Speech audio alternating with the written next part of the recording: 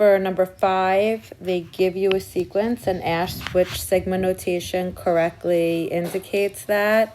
So for each, I started with the lower number, plugged it in, and then when I plugged in 5, since I didn't get 12, the second number, I knew it was wrong. Choice 2, I plugged 3 in, and I got 6, the first number. But when I plugged 4 in, I did not get 12. So again, this one was wrong. And then for number 3, I plugged the 2 in for n, and I got 6, the first number in the sequence. But then when I plugged 3 in, I didn't get the 12, I got 11, so I knew this one was wrong. And lastly, finally, when I plugged in 2, 3, 4, and 5 into this expression, it gave me the correct sequence, 6, 12, 20, 30. So that was the correct answer. The next one is a word problem. Kristen wants to increase her running endurance. According to experts, a gradual mileage increase of 10% per week can reduce the risk of injury. So if you're increasing by a percent, we know that this is exponential or a geometric series. So I'm going to put that the rate is equal to, I make it into a decimal, 0.1. If Kristen runs 8 miles week 1, so that gives you that your A sub 1 is 8.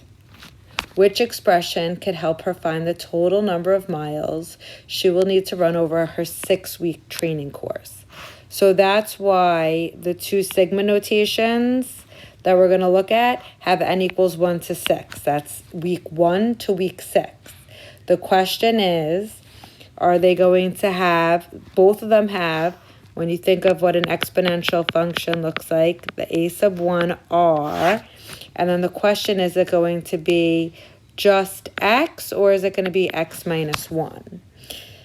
So because they're starting with the 1, we want it to be n minus 1. How do I know? Well, if I put in the sequence, the explicit formula that they have for choice 1, and I look at the table of values, check it out.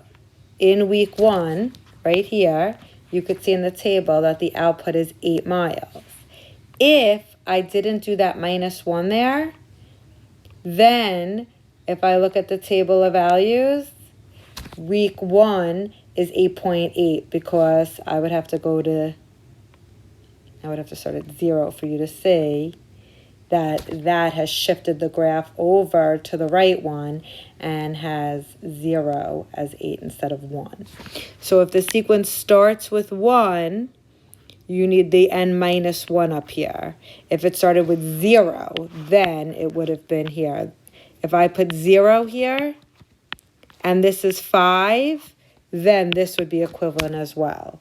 But they didn't do that, so the answer is just choice 1.